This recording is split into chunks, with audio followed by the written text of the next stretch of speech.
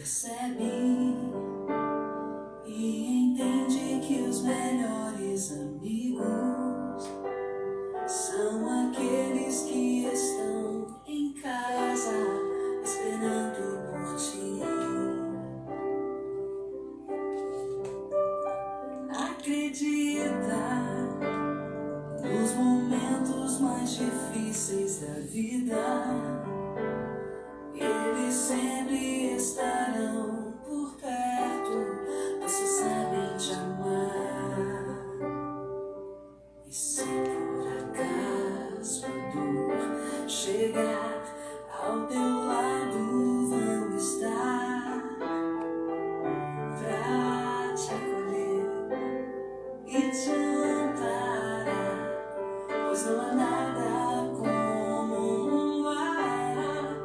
Tua família, volta pra ela. Tua família te ama e te espera, para o teu lado sempre estar. Tua família, volta pra ela. Tua família te ama e te espera, para o teu lado sempre estar. Tua família.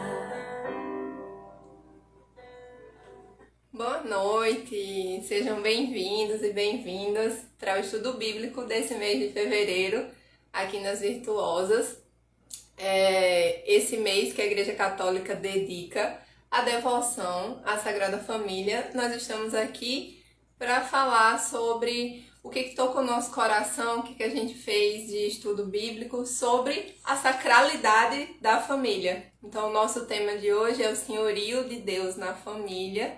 E que vocês se sintam muito acolhidos, boa noite. E nós vamos falar sobre o senhorio de Deus, né? Vamos tentar entender juntos o que é que o nosso Senhor quer para nós enquanto família, tá? Então sejam muito bem-vindos e bem-vindas mais uma vez. Para quem não me conhece, eu sou a Ohana, eu sou condutora aqui do Virtuosas, também sou coordenadora do grupo e a gente vai aprender juntos hoje mais e mais e vamos partilhar. Hoje nós temos uma novidade, eu não vou fazer o estudo bíblico sozinha. Vocês estão vendo que não tem ninguém aqui comigo hoje, mas não vou fazer sozinha, tá? Nós temos uma convidada muito especial, nós vamos estar em quarteto hoje, na verdade. Vai estar eu, ela, o filhinho dela e Deus aqui pra falar com vocês, viu?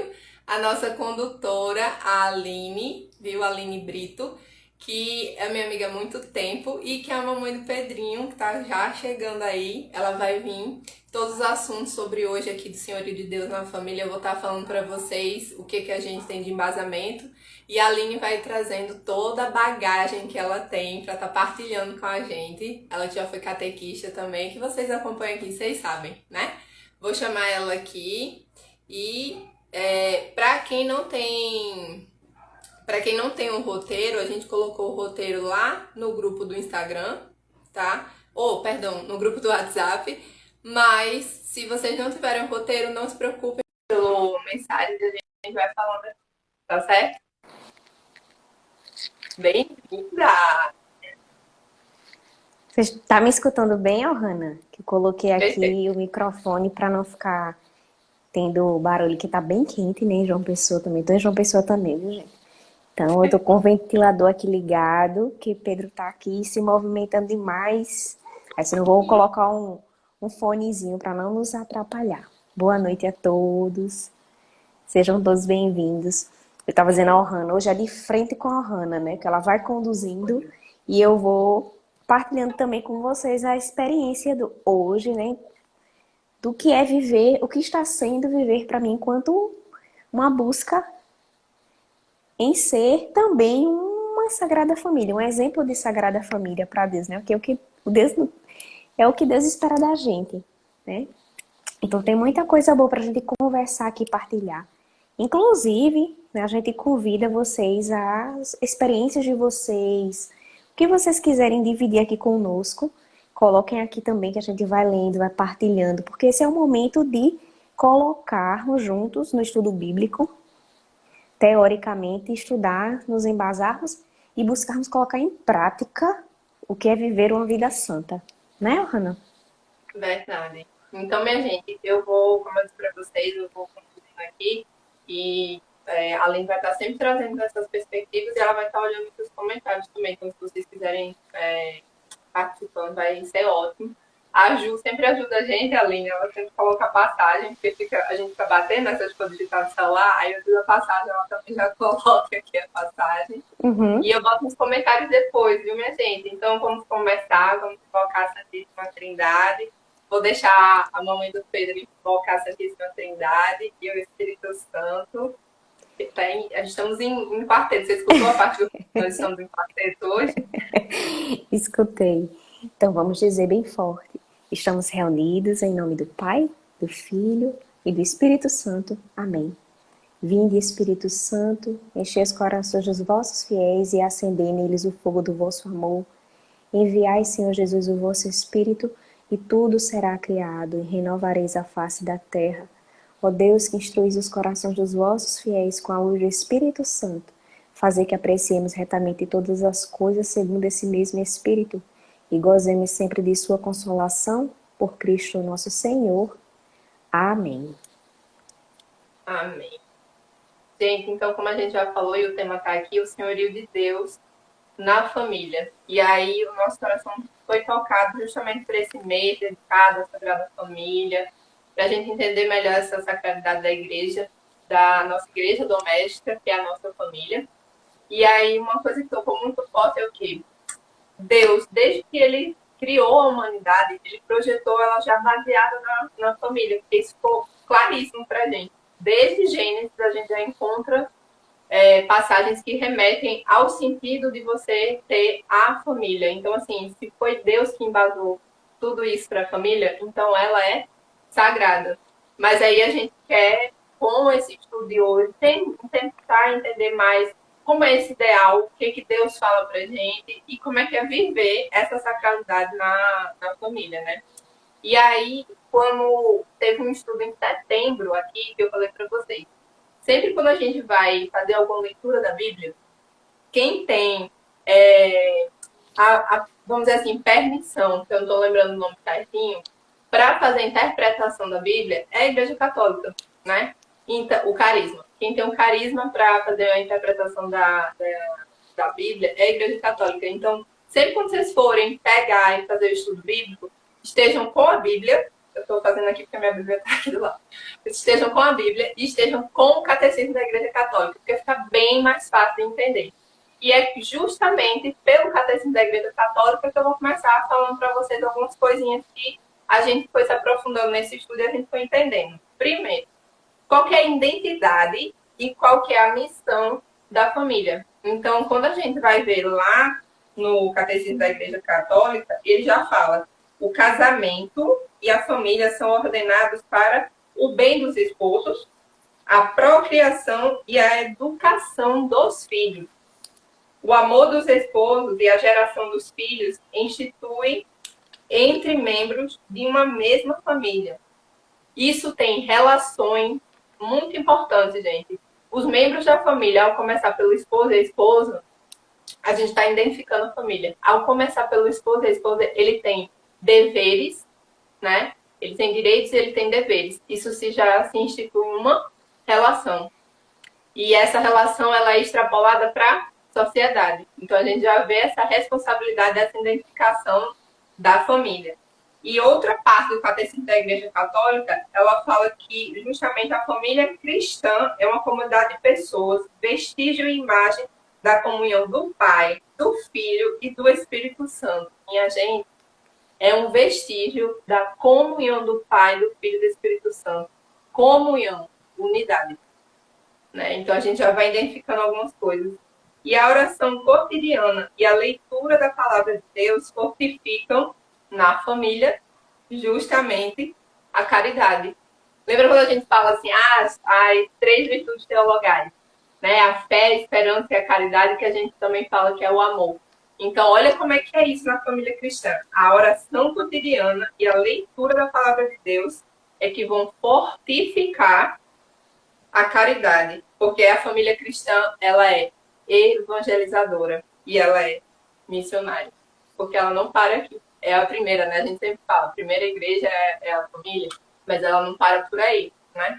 E o último trecho que o Catecismo da Igreja Católica remete, assim, diretamente à família, quando a gente fala de identidade e de missão, ele fala bem assim, a família é a célula originária da vida social. É o primórdio, né? É o embriãozinho ali. E a vida em família é a iniciação para a vida em sociedade. Aí pronto, né? Né, Aline? A gente já vai, começa já. Exatamente, que é o que a gente estava falando desde o início, né? Que Deus, ele não iria ficar satisfeito da gente ficar só na teoria. Ele tinha que encontrar um meio de fazer com que o projeto salvífico dele fosse colocado em prática aqui na Terra. E ele elegeu a família, porque justamente a família, ele é o seio onde a gente vai praticar o que é ser santo, né? É na família onde é despertado os dons, é na família onde a gente aprende a refletir, a corrigir os nossos próprios erros, a dialogar e a partilhar. Então, é na família que a gente pratica verdadeiramente o amor. E é por isso que hoje a gente precisa, mais do que nunca, estarmos preparados e afinados com os planos de Deus. Principalmente para que a gente possa preservar e fazer com que a nossa família ela se mantenha forte, com um alicerce forte, para vencer os vários obstáculos que hoje a sociedade quer colocar dentro da família, né? Então, isso é um trabalho cotidiano e não é um trabalho fácil, não é? Nada nessa vida é fácil. Imagina viver em sociedade, num trabalho, já é difícil, né? Um trabalho, nas nossas relações humanas fora de casa. Imagina dentro de casa, onde a gente sabe o defeito um do outro. Então, saber o defeito do outro e você saber amá-lo mesmo assim, saber respeitá-lo mesmo assim, e crescer com essa comunhão é algo muito difícil e é muito bonito ao mesmo tempo. Porque quando a gente aprende a fazer isso, a respeitar os que estão dentro de casa e a querer partilhar esse amor mesmo assim, imagina que é igual o que Jesus faz com a gente. Ele sabe exatamente o defeito de Aline, ele sabe exatamente os defeitos de Ohana, ele procura meios, diversas formas espirituais de nos mostrar isso para que a gente possa evoluir espiritualmente e mesmo assim ele nos ama incondicionalmente. Então, na nossa família é a mesma coisa. É a mãe sabendo os defeitos do filho, o filho sabendo os defeitos da mãe, do pai. E mesmo assim, a gente diz, eu estou apostando aqui na minha família porque eu amo incondicionalmente. Então é a mesma relação, gente. É a mesma relação, só que a gente está sendo colocado em prática e desafiado, era essa palavra que eu estava tentando lembrar, e sendo desafiado cotidianamente a vencer as ideologias que o mundo quer impor goela abaixo, sabe? E tirar o verdadeiro significado de uma família cristã. Então, muita coisa está sendo distorcida, muita coisa está sendo relativizada. E é justamente isso que a Ohana vai estar trazendo hoje, os nossos pontos, a nossa bússola, que é a nossa Bíblia. Olha, onde eu vou me embasar? O que é que eu preciso aprender para viver melhor em família, para ter paz na minha casa? O que é que eu posso fazer de diferente? E a partir disso eu vou colocando as minhas próprias experiências, meus próprios testemunhos de vida, não é? Porque muitas vezes a gente sempre acha que a grama do vizinho ela é mais verdinha. É lindo o jardim do outro. Mas ninguém sabe o trabalho que deu de acordar de madrugada, aguar, plantar, esperar, depositar fé, esperança, amor, dedicação. É a nossa família, né? Exato. Aí vamos começar de onde começa a família, né? Eu coloquei aqui, quando a gente estava comentando sobre o catecismo da Igreja Católica, fala da questão dos esposos, né?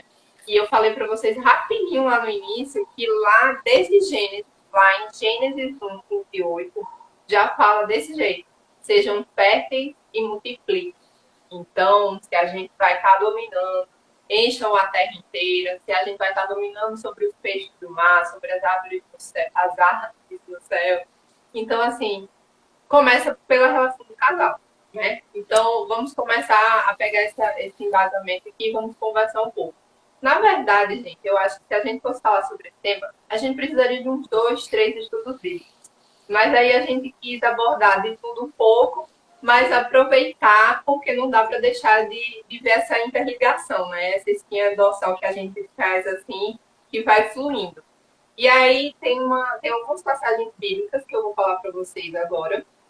E em seguida eu vou falar um conselho, né, de um estudioso doutor da igreja. E aí a Aline já vai comentar em cima desse conselho. Então, tirando Gênesis 1, que é a ordem de Deus. Multiplique-se e encham a terra, certo?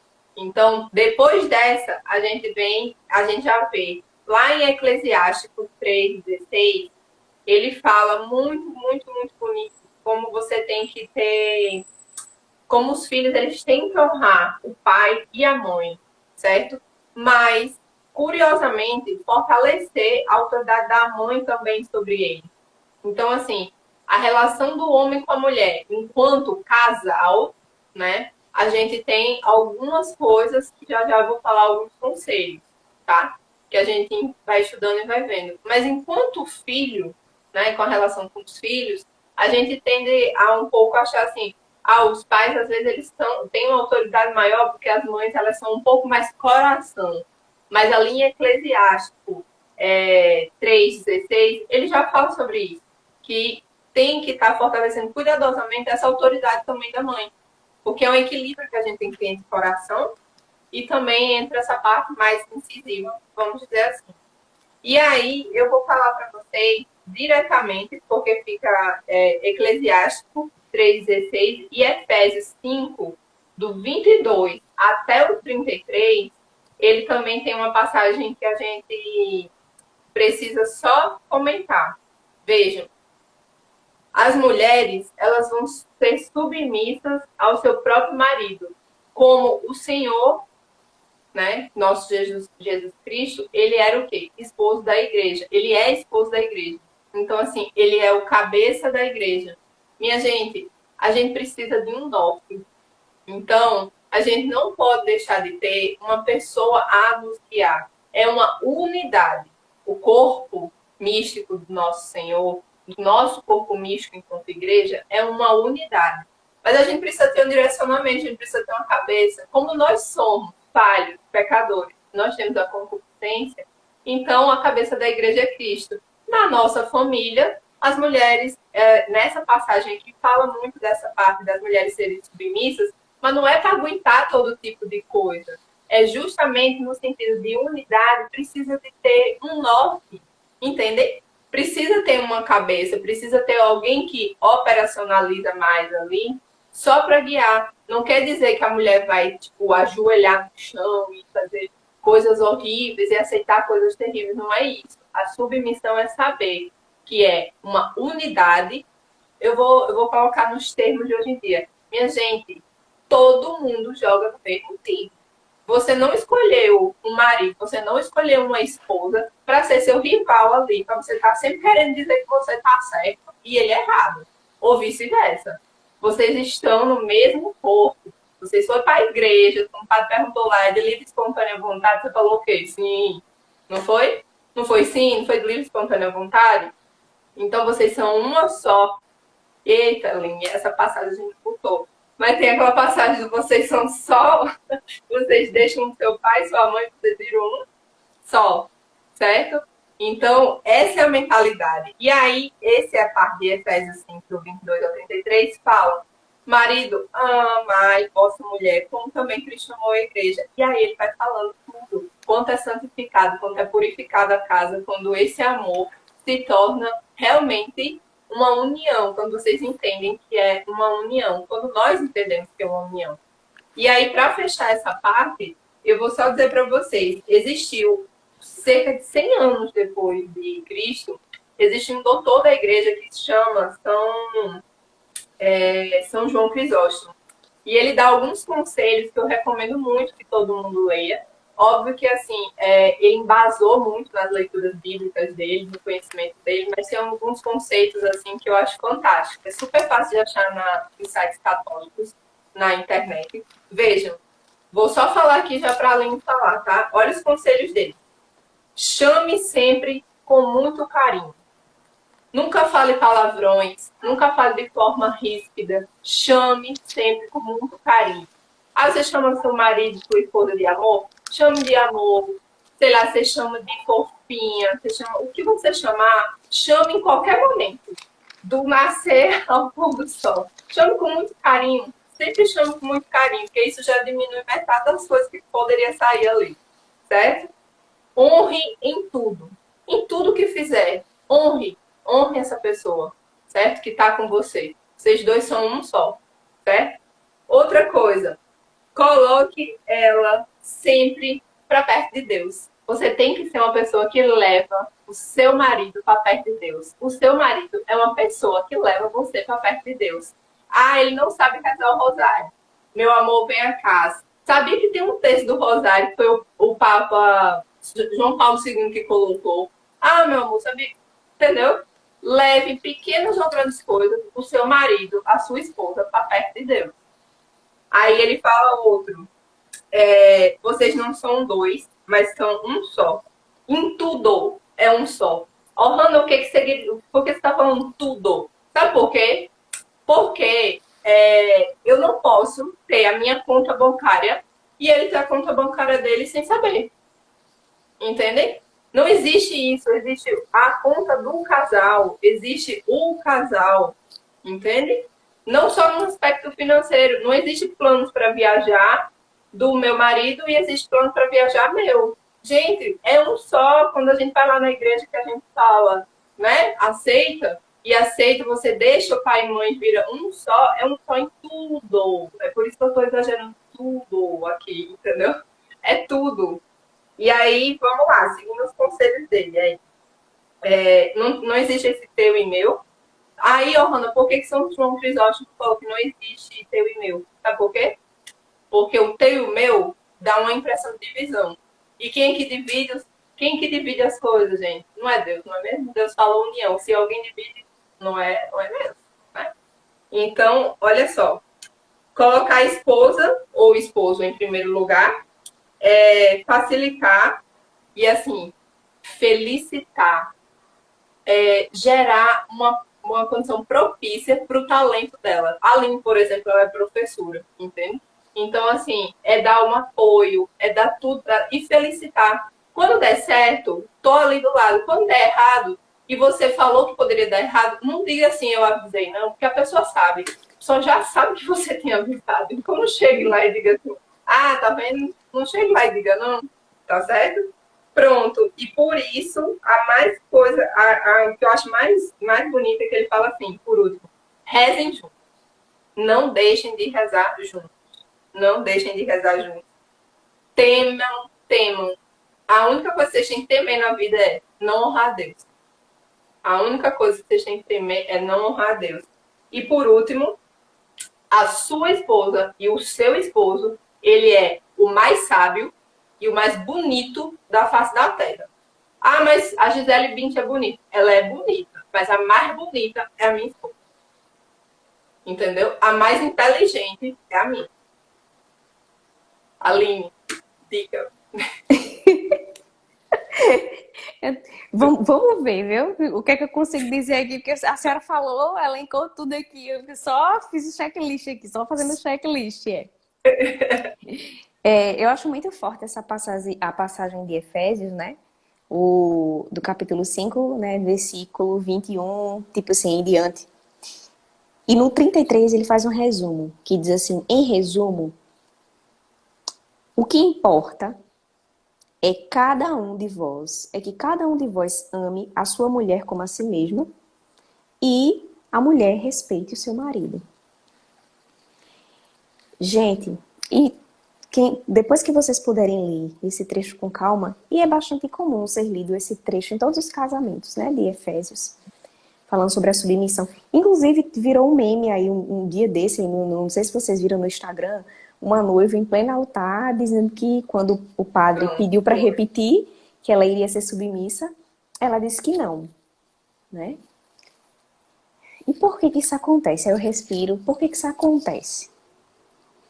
Porque hoje, infelizmente, a gente vive uma briga constante entre os desejos do mundo e os planos salvíficos e o projeto de Deus para viver em família. Infelizmente, a gente tem se preparado para tudo nessa vida. Para passar no vestibular, para passar no melhor concurso, né? A gente se prepara para a vida, faz curso técnico, estuda, mas a gente não se prepara para uma vida espiritual.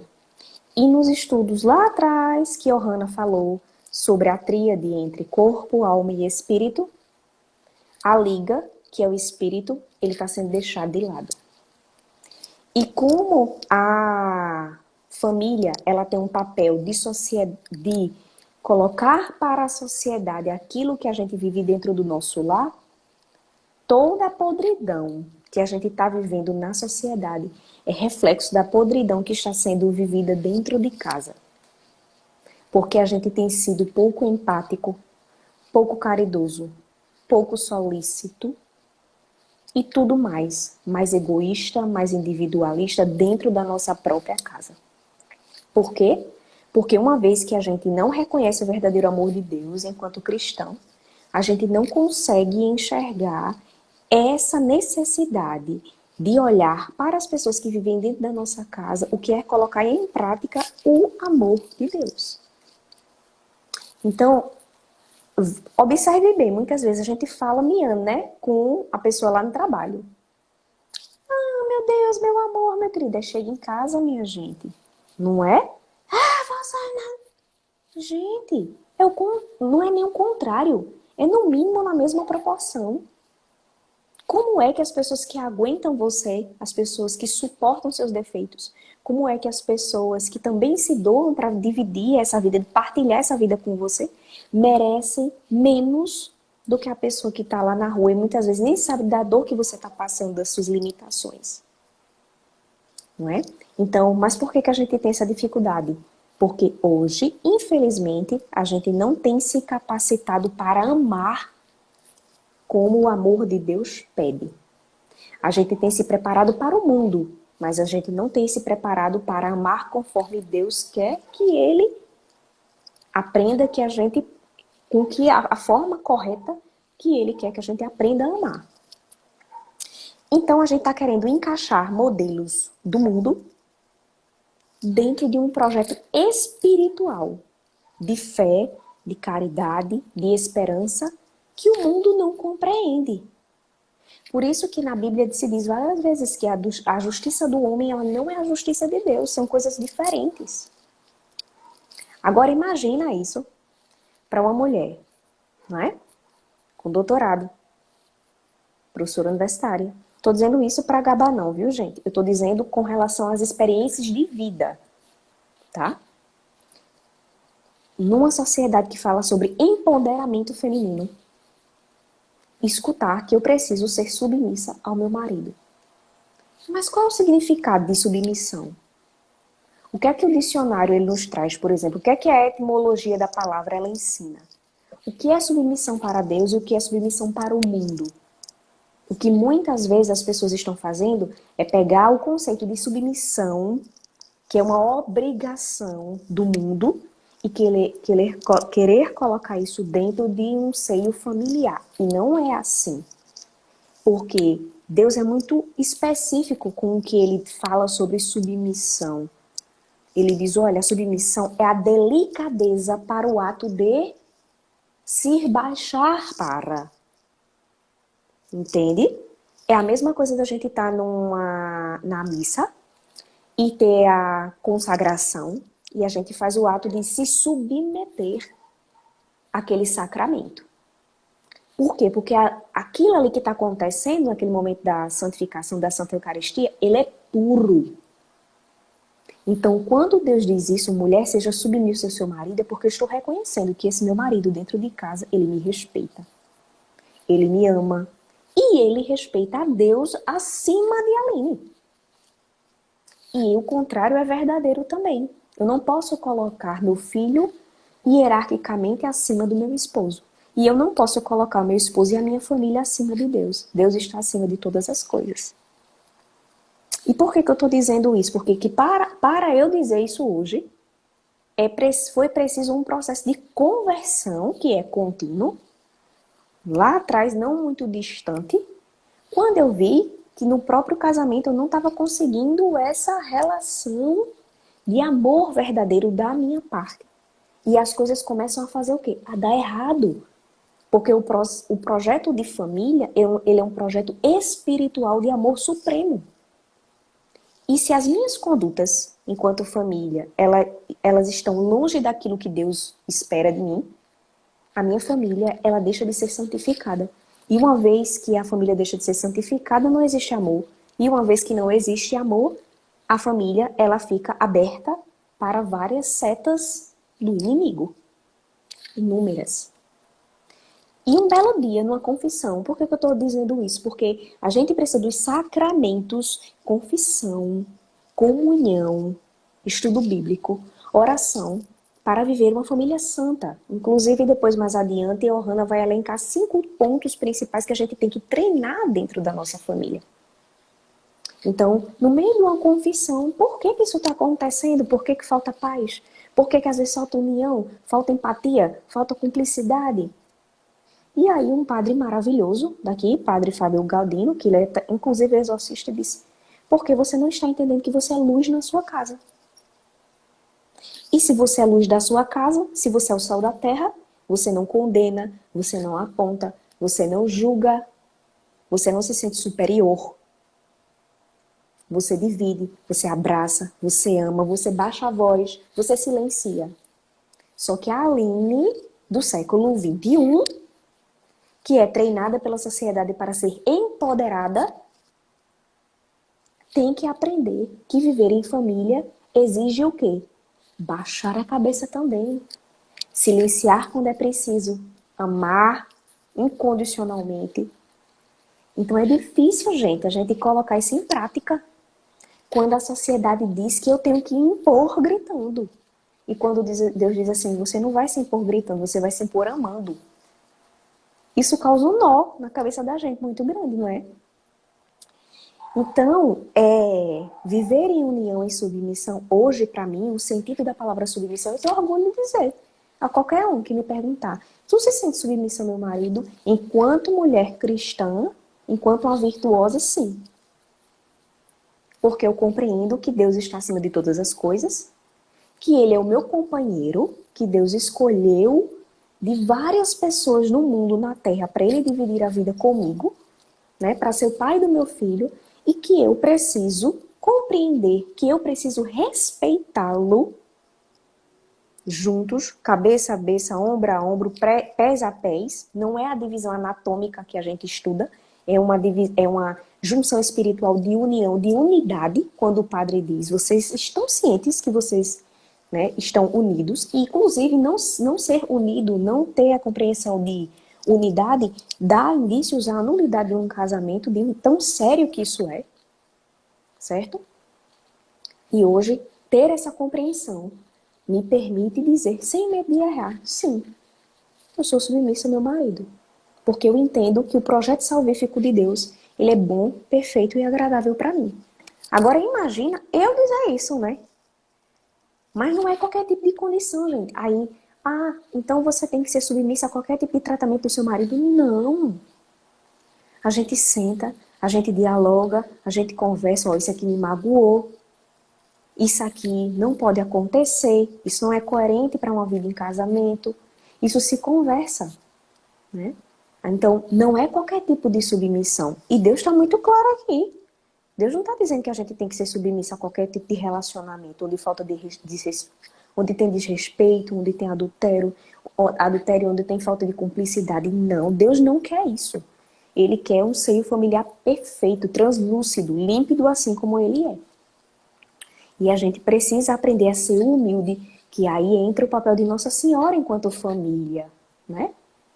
que ela nos ensina o quê? A sermos humildes, a não rivalizar. E muitas vezes eu ainda tendo a ter um comportamento de ser rival, o jeito, o ímpeto, né? De querer mandar, de querer... E eu digo, Senhor, peraí, calma, que isso aqui não pode ser assim.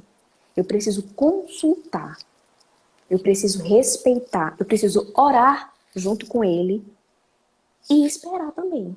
Olha, está acontecendo isso. Como é que a gente pode resolver isso? E entender que o outro, ele pensa diferente de mim. E aí eu digo assim, quando ele diz assim, eu vou pensar. Antigamente eu ia dizer, oxi, não vai me dizer se essa agora, não sei o quê, né? Porque eu sou 1, 2, 3, 4, 5, 6, 7, 8. Rápido, as coisas têm que... E o outro não é. E eu preciso respeitar isso. E enquanto isso eu vou fazer o quê? Orar. Inclusive, porque através dele, ele pode receber uma unção espiritual, angelical, que faça com que a decisão do casal ela seja boa, perfeita e agradável para Deus. Porque é uma unidade, né? Então, eu vou deixar a Ohana seguir, porque eu queria dizer em prática a vocês que é possível sim, mesmo no mundo moderno, mesmo no mundo onde a mulher é empoderada, tudo mais, né? É possível sim se ter um relacionamento de respeito, respeitando a vontade de Deus. E, gente, pode ter certeza, quando a gente faz tudo conforme Deus quer, por mais que a gente não compreenda, mas os planos de Deus para a nossa vida, eles saem muito mais perfeito do que a gente imagina. Muito mais perfeito do que imagina. Quando a gente tomou a decisão de casar, o Elton, ele tem muita resistência de casar na igreja, por exemplo. Né? Por quê? Porque ele é espírita. Depois é outra partilha que eu vou fazer. Né? Como é que é um casal diferente, um espírita e um católico? Como é que o amor prevalece diante disso? Mas o Espírito Santo eu já tinha soprado no meu coração. Você precisa santificar o seu casamento. Não tem essa história de morar junto, não. Acho que eu passei uns 4 meses só o processo da entrada, tudinho, organizar as coisas. E, gente, quando a gente chega ali naquele momento do sacramento, do casamento, que a gente sente realmente a presença espiritual do Senhor, fazendo aquele elo, a solda da corrente, colocou uma corrente dentro da outra e soldou. O elo da família, ele fica forte já. Mas quer ver o elo, você vê realmente todo o projeto de Deus ficando muito claro na sua vida quando chega uma criancinha. Aí é que a família faz todo o sentido. Então ali é como aquele elo tivesse se completado. E aí você diz, meu Deus, por isso que desde a época da Arca de Noé, do Antigo Testamento, na época onde o dilúvio aconteceu, que, né, o Deus do Antigo Testamento fez com que tudo fosse zerado para ser reiniciado, ficou Noé, a família dele, e cada um dos animaizinhos, par a par. Porque ele não queria que ninguém ficasse sozinho, mas que a família fosse reiniciada, né? Mas pode ir, Johanna, eu vou falar aqui, deixa eu beber minha água, vai. Senão eu vou passar a noite falando.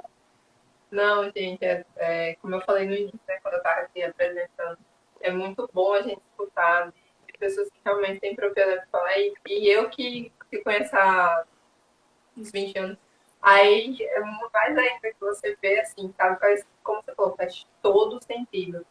E quando a gente caminha para esse entendimento de união, que Deus realmente tem um projeto para a família, que quem segue a vontade dele, quem se entrega, quem ora, quem deixa Deus agir, ele vai seguindo, ele vai fluindo, e você sente que faz todo sentido, dá uma sensação de completude, você volta à sua essência, aí que a gente já entra. Nós falamos agora sobre os casais, né?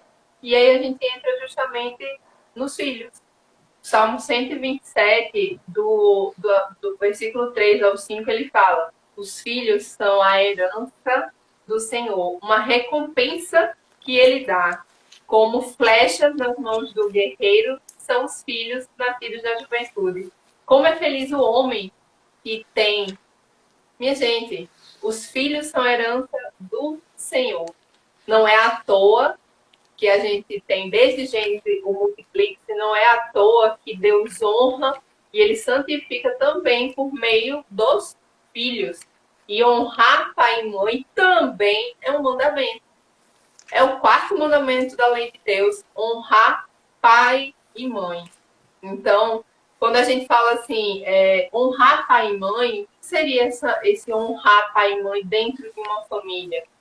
Eclesiástico 3. No capítulo 3 de Eclesiástico, tem lá: quem honra sua mãe é semelhante àquele que acumula um tesouro. Quem teme ao Senhor honra o seu pai e honra a sua mãe.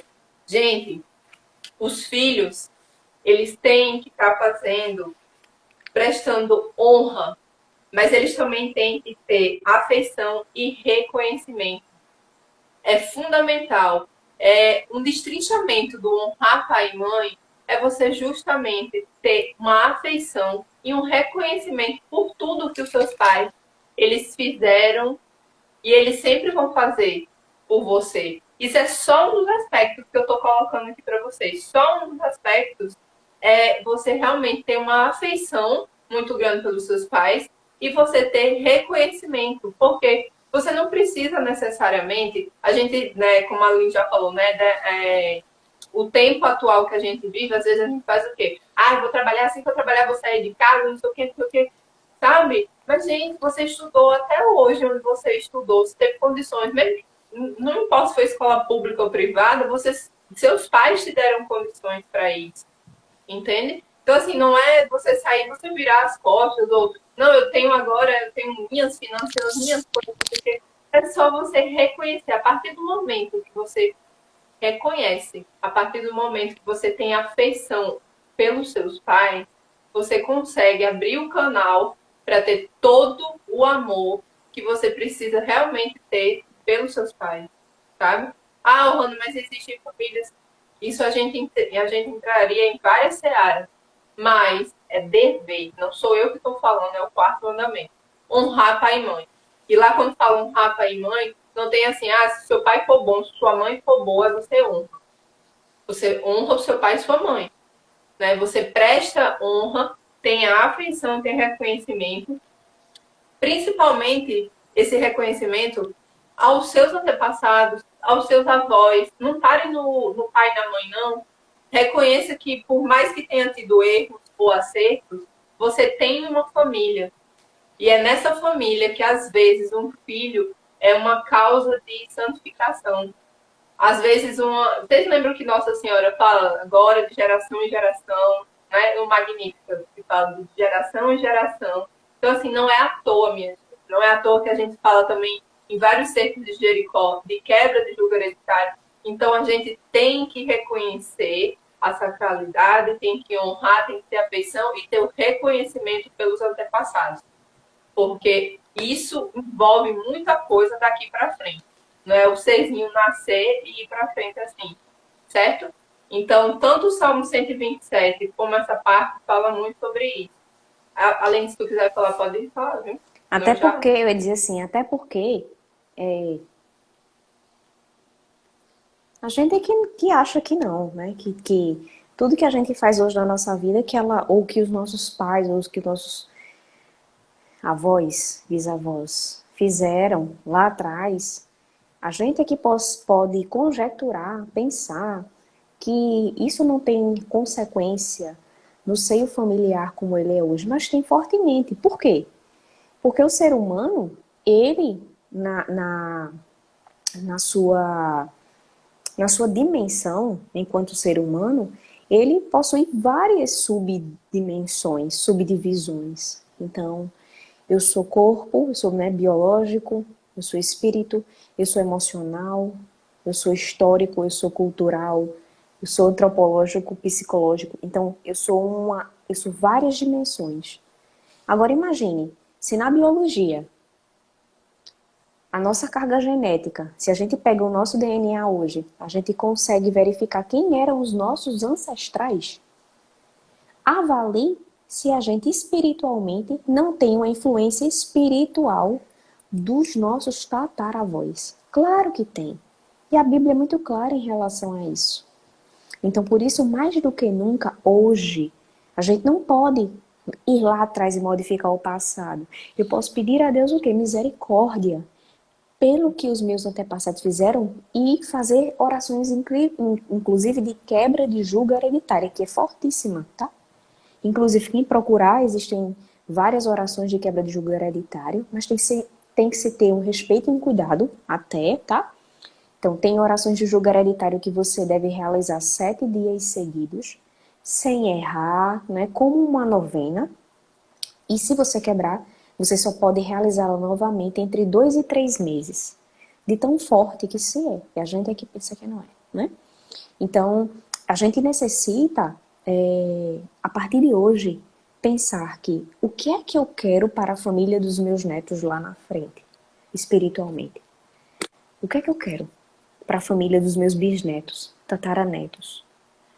Que tipo, né, de futuros seres humanos eu quero que eles sejam?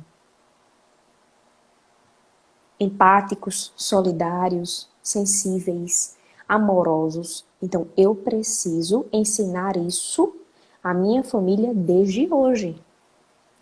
Porque senão, o que é que acontece? Continua se reproduzindo desrespeitos em vários níveis que a gente vê hoje. Gente, que é o que eu estava conversando com a Hannah, quando a gente estava preparando o estudo. Digo, gente, quantos políticos, vejo na prática, quanto político corrupto tem por aí? Esse político, ele não teve mãe, ele não tem pai, ele não tem filhos, ele não tem esposa.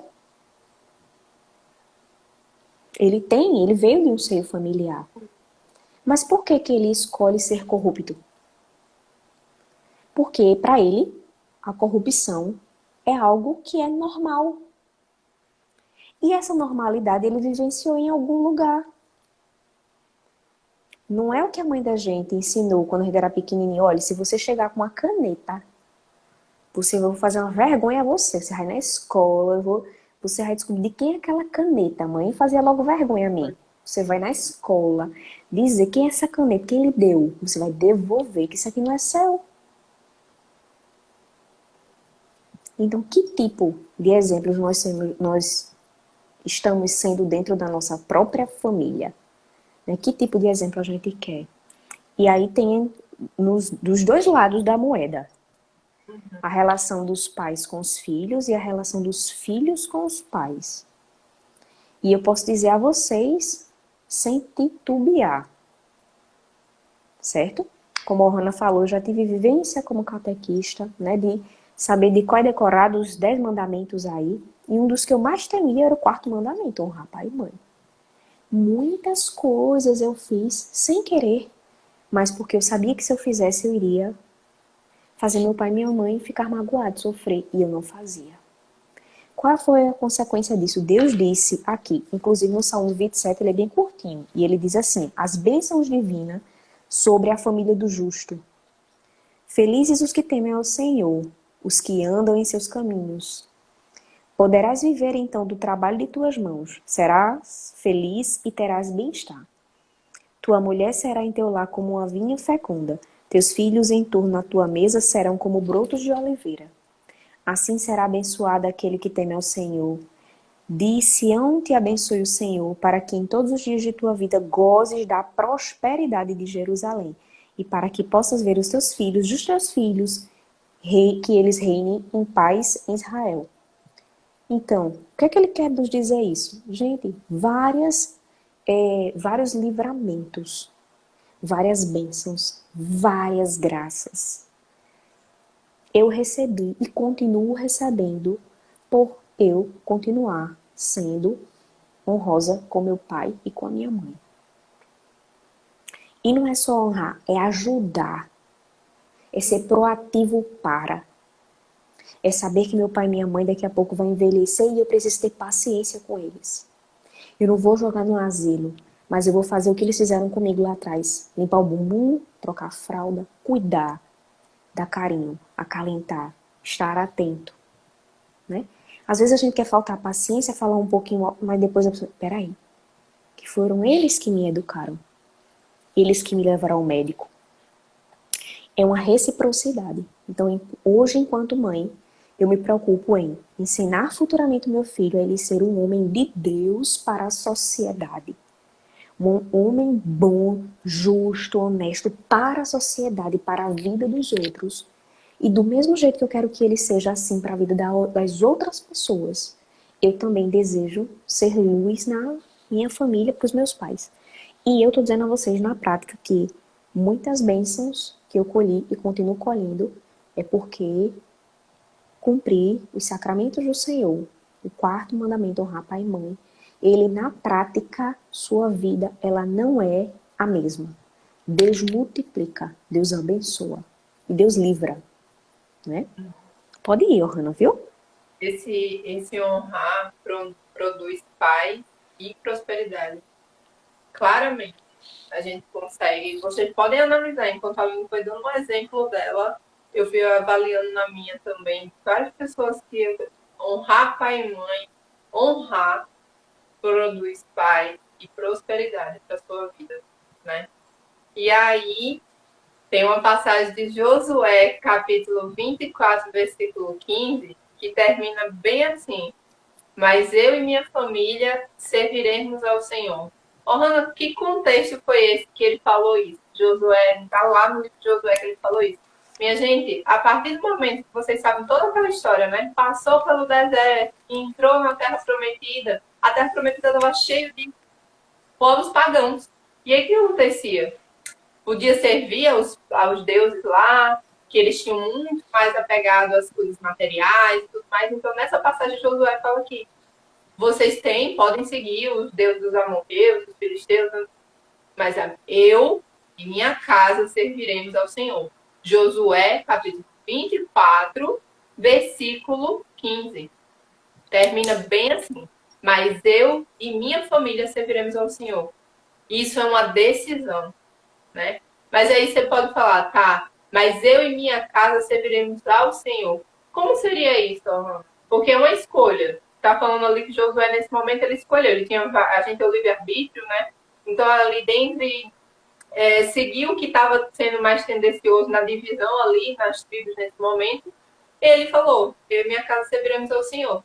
E aí, essa pergunta serve não só para mim, para mim, serve para todos vocês. Como que a gente pode servir? Eu, vocês e as suas famílias servirem ao Senhor.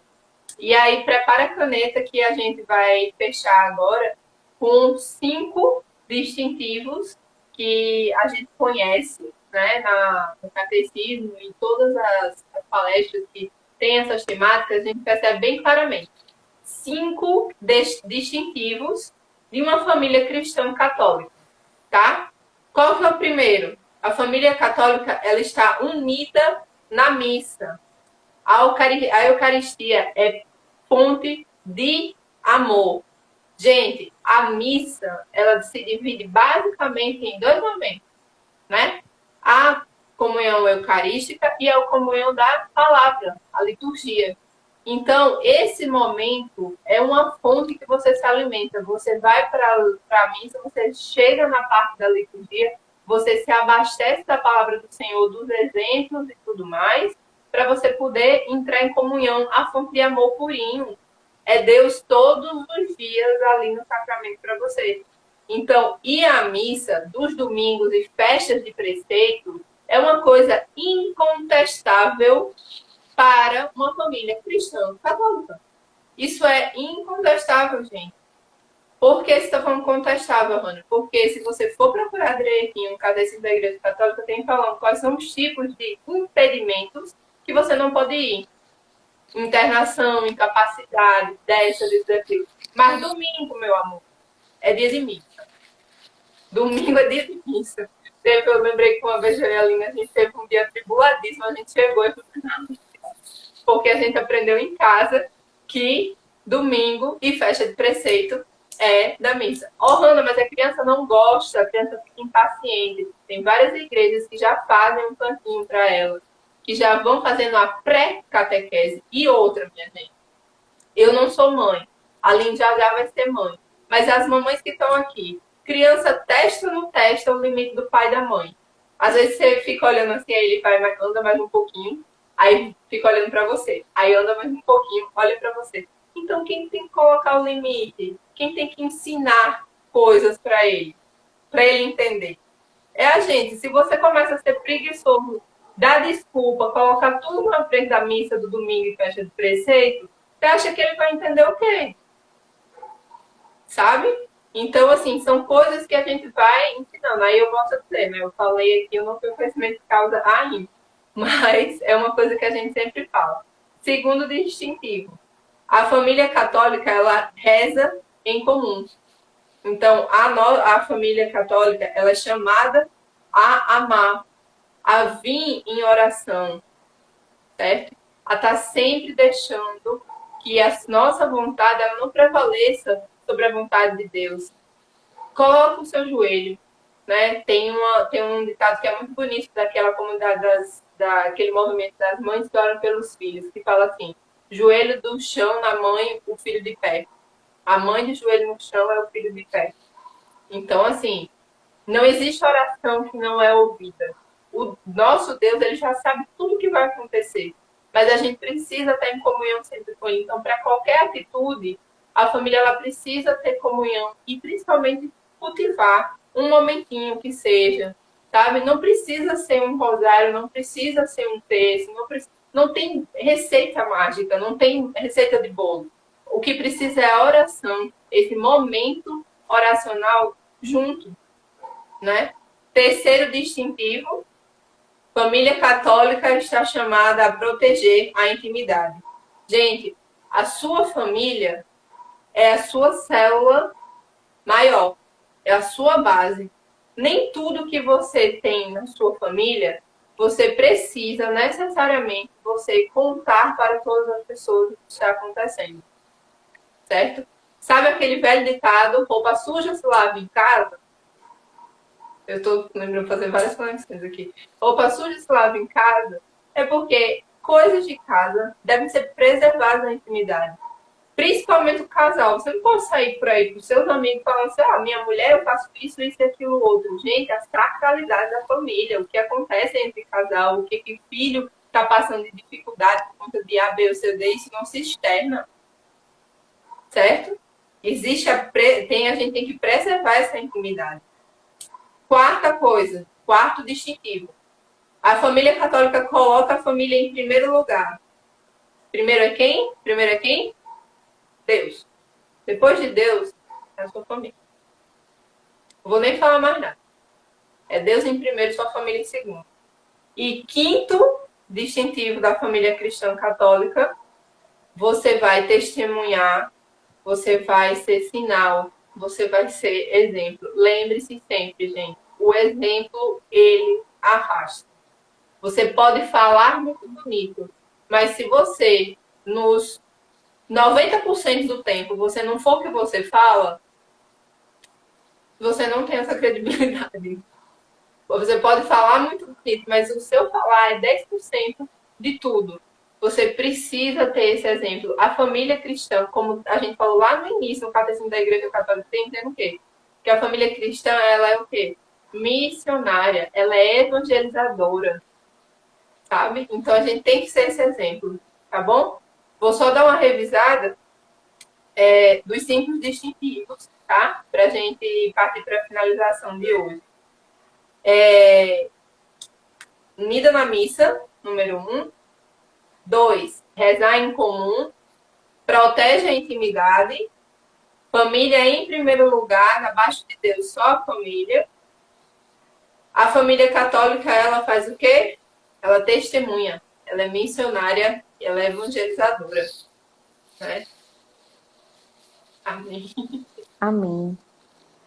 Eu vou, inclusive, dizer esse próprio exemplo. Lembra que eu disse a vocês um pouquinho lá atrás que quando eu fui casar, hoje na igreja católica, a gente casa com mistos de religião, né?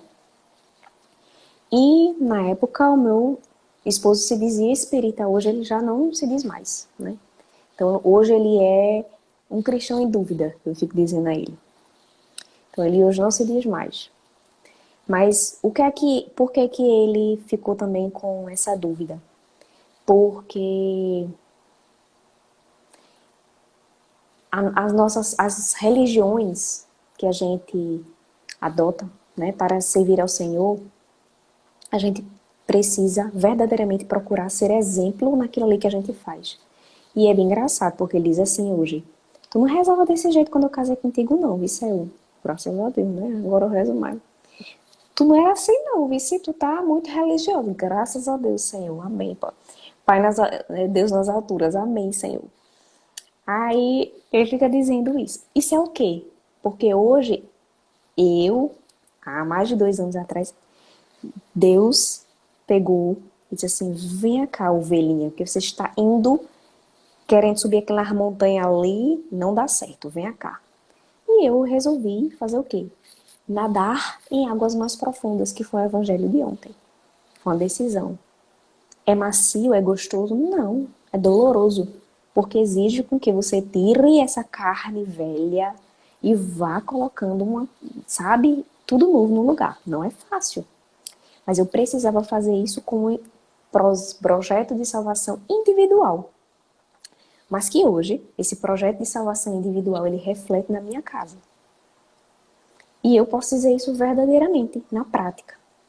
Então hoje, por exemplo, né, no processo de educação de Pedro, na educação religiosa, o Wellington mesmo conversa comigo e diz: olha, eu sei que você vai querer batizar Pedro, eu sei que você vai querer catequizar Pedro, ir com ele para a missa, ensinar, e eu apoio. Por que que eu apoio? Ele diz bem claramente, várias vezes ele já disse isso. Por que que eu apoio? Porque eu vejo que ser verdadeiramente católica deixa você melhor. Então, se isso deixa você melhor, um ser humano bom, eu quero isso pro meu filho também. Então, ou seja, a minha tentativa de ser exemplo de luz dentro da minha casa hoje faz com que a gente tenha uma escolha de educação religiosa pacífica. Por mais que ele não compreenda algumas coisas, por mais que ele não entenda algumas coisas, inclusive, quanto mais eu estudo, mais lá na frente eu vejo o porquê. Porque, vez em quando, vez ou outra, ele vem com perguntas que o Espírito Santo diz assim: você vai responder dessa forma. Porque lá atrás você estudou aquilo ali, naquele dia, na Bíblia, e isso aqui vai servir para esclarecer isso, isso e isso. E quando eu falo, é batata. Porque isso esclarece. Entende? Então, por isso que ser exemplo dentro da nossa casa, ele traz paz, traz amor. É o que nosso Papa Francisco ele fala. Quem vive de divisão são os mandados do inimigo, gente. A gente não tem que criar divisão dentro da nossa casa. Hoje eu consigo ir aos domingos à missa com meu esposo, por livre espontânea vontade. Ele vai, não é por obrigação. Filho, vamos para a missa mais tarde? Vamos. Então, por mais ali que muitas vezes ele possa não se doar como nós, na nossa experiência de fé, né? Na nossa vivência cristã apostólica romana, muitas vezes possa ser que ele não entenda, né? Ou tenha dúvidas ainda, mas o Espírito Santo ele sopra e ele age onde ele quer, no momento que ele quer. E nós precisamos aprender a respeitar isso dentro da nossa família e ser amor enquanto Deus mandar. Paciência, estudar, se preparar, se capacitar para partilhar aquilo ali com o outro. Um dia desse eu estava falando com ele, que ele disse: não acredito em anjos. Se é mesmo, não acredita não, senta aqui, bora conversar um pouquinho.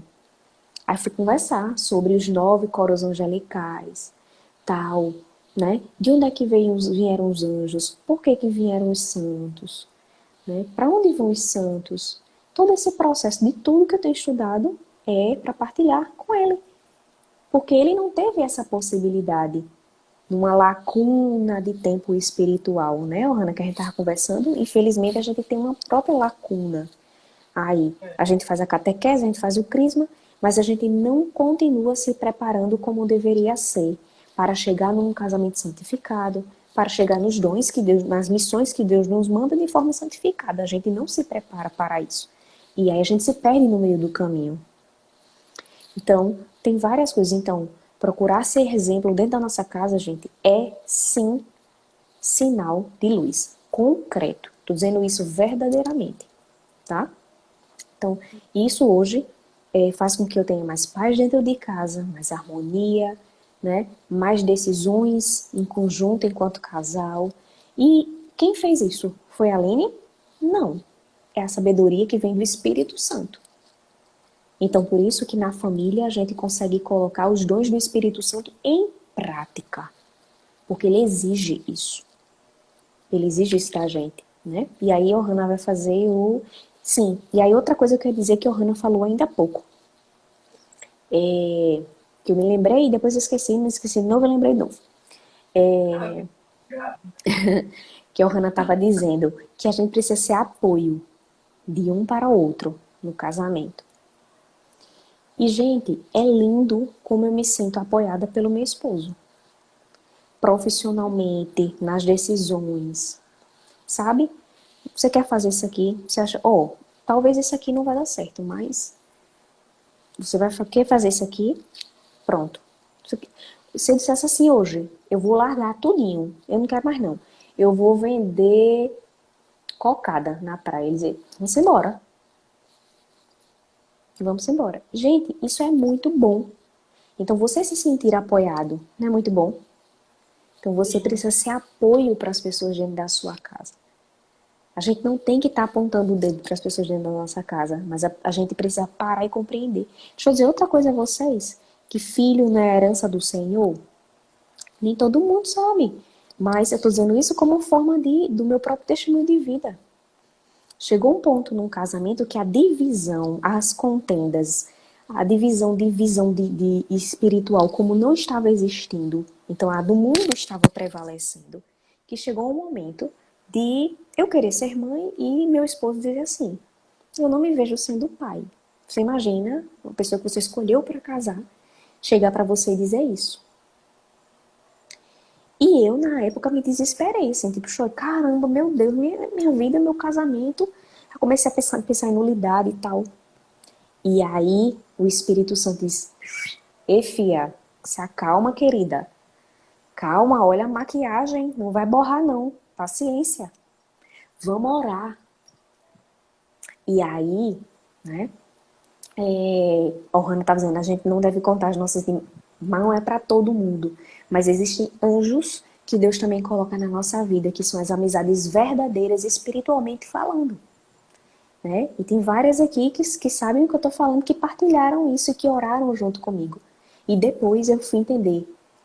Deus não iria mandar o Pedro no momento que ele sabia que o meu filho talvez fosse carregar mais julgos hereditários ou sofrimentos. Ou vir numa família que talvez não tivesse uma união. Sabe o elo de unidade que a Ohana está falando? A unidade talvez não estava preparada. E Deus disse assim, não, você vai rezar, você vai orar. E só vai acontecer no momento que eu quiser.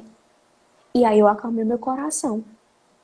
E aí, Ohana, a gente falou hoje no estudo bíblico de quê? Oração, que foi o primeiro canto. Vá para a missa, não é? Pois é, foi numa santa missa que eu recebi a revelação que eu ia ser mãe.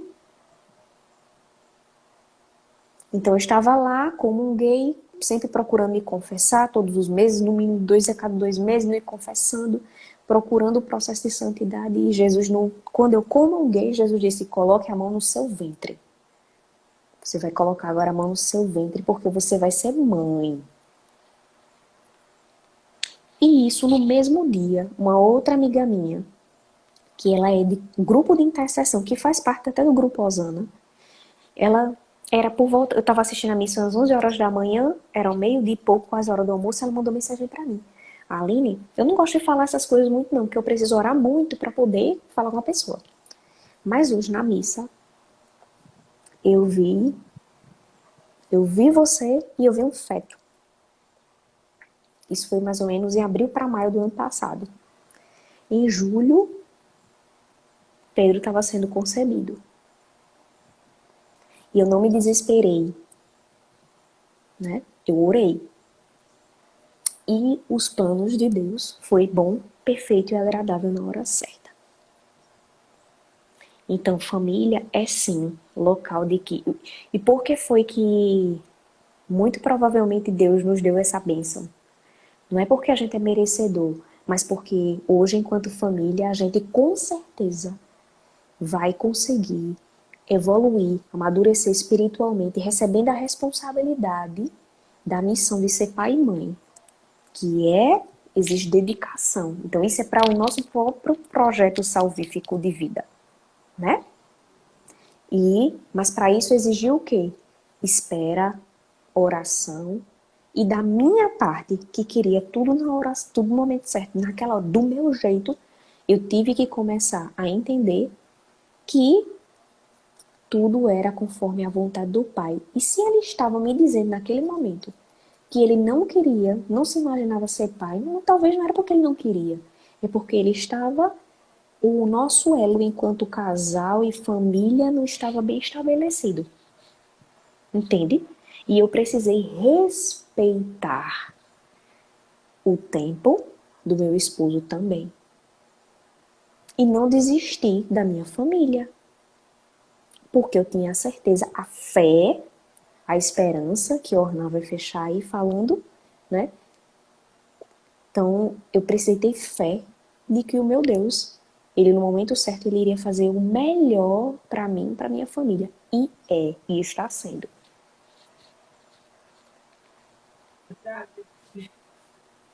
Eu tô me segurando pra não chorar, gente. Quem conhece a história que acompanha, minha gente.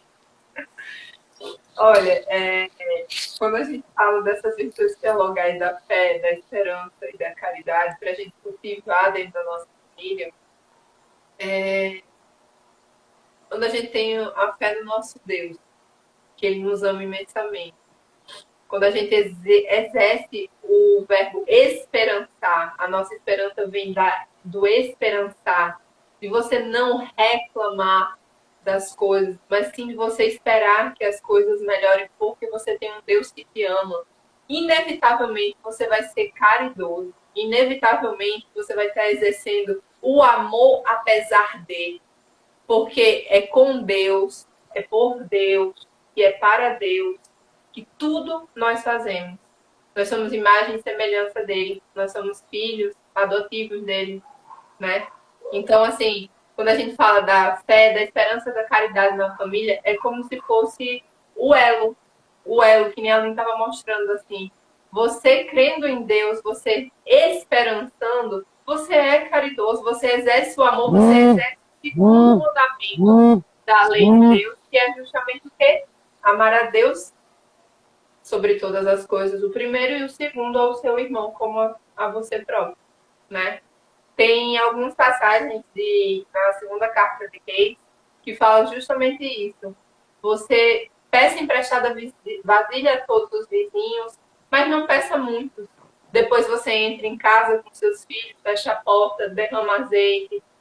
Mas que você também, no momento de prosperidade, seja você aí lá nos vizinhos, certo? E para fechar, gente, eu queria dizer para vocês que na Bíblia existem vários exemplos de famílias, tá? Então, a gente tem exemplos no Velho Testamento de famílias que, vamos dizer, entre aspas, são más, com exemplos de prostituição, de discriminação, mas Deus sempre dá um jeito. Lá no livro de Juízes, capítulo 11, tem o exemplo da família que gerou o Jefté. E esse Jefté, ele foi uma forma de santificar aquela união que veio de uma promiscuidade, sabe? Então, outro exemplo, lá no livro de 1 Samuel, vai ter a família de Eli, os pecados que a família cometeu tanto de impiedade como de profanação. Então, eu não estou me demorando aqui com vocês sobre isso, porque são coisas que a gente acha muito fácil, mas também seria muito fácil a gente falar aqui desse exemplo, mas a gente não viveu. Mas aí, quando a gente trouxe hoje esses pontos aqui, a gente está falando diretamente de uma colega, uma amiga nossa aqui, que está todos os dias com a gente. Então, isso nos aproxima mais, né? E a gente tem exemplo de boas famílias, Ohana? Tem, mesmo. tem, porque pense numa manifestação de fé e de obediência que é a família de Abraão. Quem foi que nunca escutou aqui aquela expressão de o Deus de Abraão, Isaac e Jacó? Tu já pensou você ser distinto pela sua fé? É o Deus de quem? É o Deus de Abraão.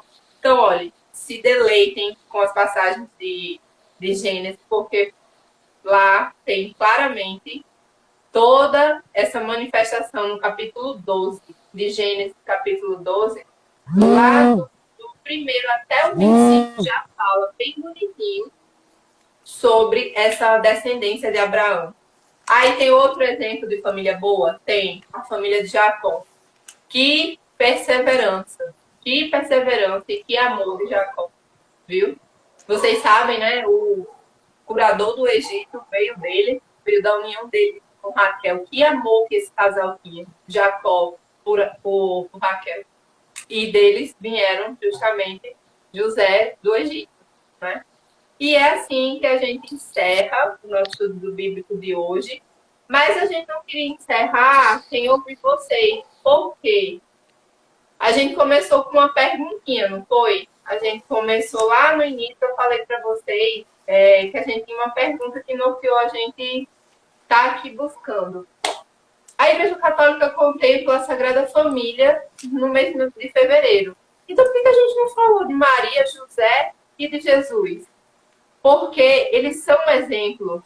Tem uma mensagem do Papa que fala assim: quem dera se o Natal não fosse apenas um dia e as esposas fossem mais como Maria, os esposos mais como José e os filhos mais como Jesus.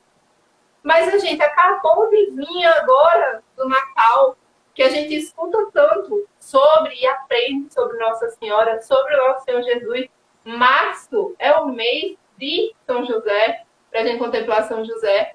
Então, o nosso coração foi tocado a falar dessa sacralidade, do que Deus, enquanto nosso Senhor tem um senhorio, ele tem a vontade para a nossa família. E aí a gente falou, ok, qual o direcionamento de Deus para a família? E aí a gente foi conversando aqui. E aí a gente queria só ouvir de vocês, rapidinho, uma palavra. O que é mais vivenciado na família de vocês? Nessa família abençoada de vocês? É o quê? É a fé, é a obediência, é a perseverança, é o amor, é a unidade, é perdão. O que é mais vivenciado na família de vocês, gente?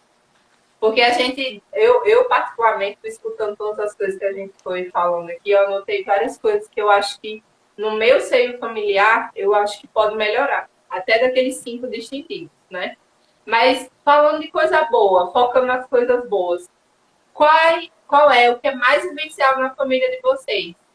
Que característica é essa mais vivenciada? Assim, é a esperança? É a perseverança? É a resiliência? O que é mais de vocês? Coloquem aí que a Aline vai estar olhando enquanto eu vou estar olhando aqui. O que é Ju, Carol, Érica, Kátia, Valdenice, Dulcineia, Thelma, Ana, a Isalte, a Tânia, dos Anjos, Tamara, Fabiana. O que é, meninas? O que é mais vivenciado? Na minha também, na minha é o perdão, né? Porque no meu caso, eu tenho uma percepção de vida completamente diferente do meu esposo. E muitas vezes essas ideologias diferentes, elas se chocam. Então, quanto mais a gente vê que há diferença, mais a gente precisa se perdoar, né? E você pensa diferente de mim, mas isso não diminui nem desvaloriza quem você é enquanto pessoa, né? Então, por isso que eu estou dizendo, hoje eu consigo conviver, né, na minha vida, na minha caminhada religiosa. Hoje eu sou mais perseverante. O que a Ohana estava dizendo, eu não consigo, no domingo, eu já fico imaginando, domingo, tal horário, vai ser meu roteiro assim, assim, assim, assim, assim. Então eu vou ter que ir para a missa de 7 horas da manhã. Não, eu vou me organizar, eu vou para a missa das 10. Não, eu vou para a missa das 5. Vou para as 7. Muitas vezes, eu já converso com o Wellington, né, por exemplo, e ele já sabe que eu não abro mão de ir para a missa. Não consigo ir no domingo, vou ter algum compromisso, pois eu vou ter que encontrar alguma igreja para ir no sábado à noite. não tem choro nem reza. Eu vou ter que ir. Além de vamos pro cinema, eu vou. Agora a gente vai na sessão de 9 horas da noite. Porque às 7 horas da noite no sábado, eu tenho uma missa em tal canto e no domingo a gente não vai. Ele já sabe. E ele vai também. Então vamos embora. Então Amém. é a gente colocar Deus em primeiro lugar. Sempre, sempre e sempre. Porque isso é o que fortalece. Sempre tá rezando, sempre tá. Não saio para viajar de carro, por exemplo, com ele sem estar com o meu rosário na mão, meu texto na mão. Rezando. Isso é o quê? A demonstração prática de que, para mim, a viagem está acontecendo, mas Deus está no primeiro lugar. Então, a gente fazer de tudo para que Deus esteja ali. A Bíblia na mão, a oração, escutando a Bíblia, escutando o texto, o estudo bíblico, né? E é isso que vai atentando a nossa casa a se converter. Deus, Deus, Deus, a palavra Deus. Jesus, Jesus, Jesus, Maria, José. Então, é isso. Quanto mais a gente se aproxima, mais a gente cria afinidade, semelhança. Não é? Se aproxime dos bons e bons você será. Então, é isso que a gente tem que fazer, é o processo de santificação. Né, Ohana? E aí, tão lindo, ó. Perseverança. Na minha, Fabiana, eita, travou aqui pra mim na minha tela. Na minha também, 25 anos 25 anos de... casada, Ah, minha filha. minha filha. Perdão ao quadrado aí. Eu não tô conseguindo rolar, Ohana, aqui a minha tela. Vê se pra baixo aqui a... Depois tu vai rodando aí. Perseverança, fé, confiança, fé, aí isso também, perdão. Pronto, depois dela eu também não consigo mais falar aqui não. Minha gente, eu espero que vocês tenham gostado, que tenham dado para anotar várias coisas. Depois na aplicação eu vou colocar essas passagens que embasaram o nosso estudo. Como eu falei no início, né? Como a gente é a célula inicial de tudo na sociedade, como Deus quer o plano salvífico dele ser exercido na família, como é bom a gente estudar sobre isso. Se deixasse, a gente ficaria por várias horas aqui e o Instagram provavelmente iria derrubar. Então, assim, muito, muito obrigada, porque eu vi que ficou um número constante. Eu tenho certeza que Deus tem alguma coisa muito importante, que Ele tocou o coração muito importante de todas as pessoas que estavam aqui, que passaram por aqui, pessoas que vocês estão orando, porque a gente amou o Espírito Santo, a gente se dedicou em tudo, e a gente fez por Ele, para Ele, com Ele. E é com esse espírito de muitas bênçãos para a família de vocês que a gente despede hoje. Que Deus abençoe imensamente mais e mais a família de vocês. E que cada vez mais a gente esteja nesse plano realmente de Deus. O que Deus quer para nossa família, sabe? Antes de dormir agora, sentar na cama e falar assim, Deus, obrigado pelo dia de hoje e me ajuda a entender o que o Senhor quer para minha família. Amém. Viu? Muito, muito obrigada. Lime. Amém. Diga. Obrigada, tia Hanna. Obrigada, gente, pela presença. Ele mexeu muito? Muito, minha filha. Tá aqui. Mexendo muito. Agora, não sei se é a fome também que tá chegando aqui, Oh, mas meu Deus. mexendo muito, minha gente. E aí, eu digo, sim, outra coisa que foi revelada na missa, viu, que eu digo, eu faço questão de dizer o nome de Pedro. Tu escolheu aonde, Aline, esse nome de Pedro? Eu escolhi, não, foi Jesus que escolheu, viu? Não é Senhor, qual o nome que o Senhor quer? Inclusive, eu estava lendo hoje sobre o que é que os padres exorcistas orientações para a escolha dos nomes dos filhos, Dos filhos. que os pais eles recebem essa missão sacramental de escolher o nome dos seus filhos, né? E aí os padres exorcistas dizendo isso, porque o nome, a denominação que se dá a uma criatura, aquilo é muito sério. Então, ele estava falando, inclusive, dos cuidados que os pais têm que ter com os jogos de videogame dentro de casa, viu, gente? Fica atento.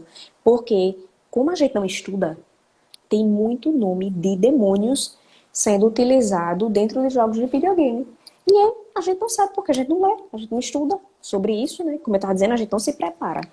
Então, a gente tem que ter muito cuidado. E aí, quando for escolher o nome de Pedro, perguntei ao Senhor, qual o nome que o Senhor quer? Porque eu quero um nome santo, viu? Eu quero um nome bíblico, quero um nome sim que eu quero. O Senhor é o quê? É José? É o quê? E aí, numa Santa Missa, o meu coração já tinha tocado no coração, que seria Pedro, mas o Wellington, ele não tinha amolecido o coração. Vê como é que são as coisas.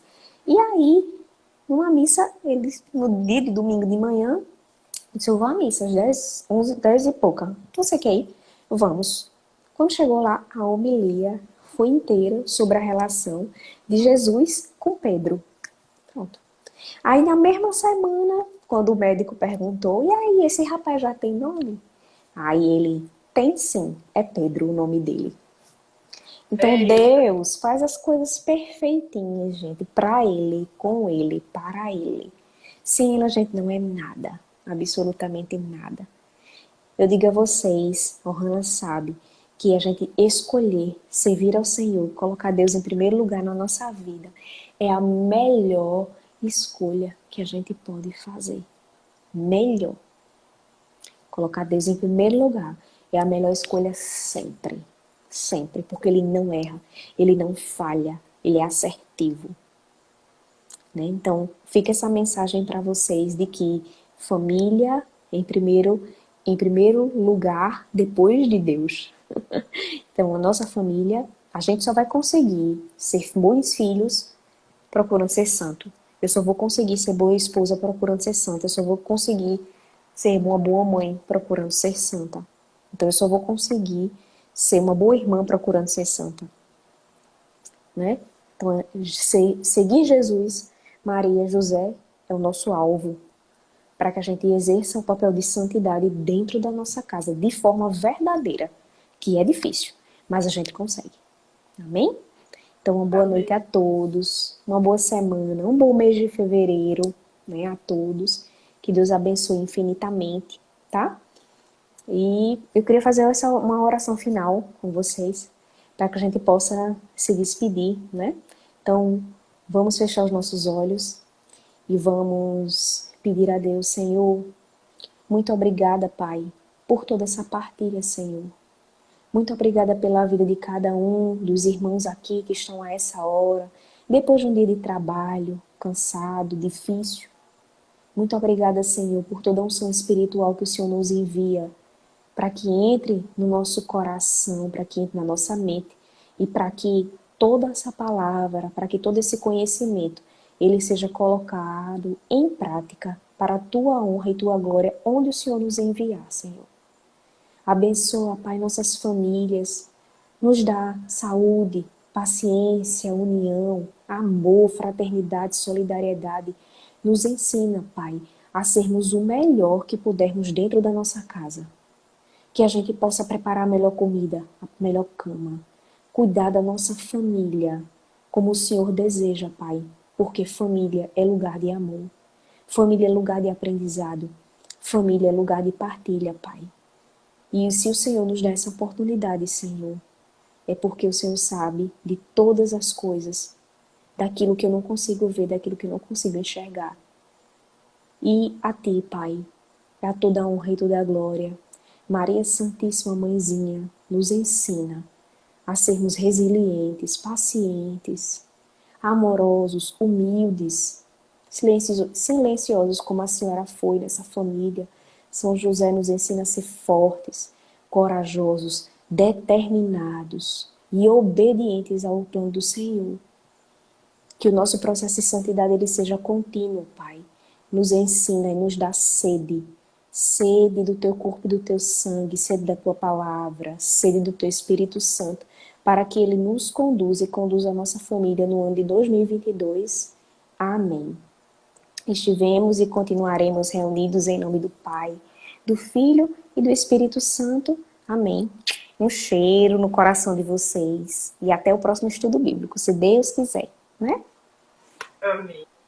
Tchau, gente.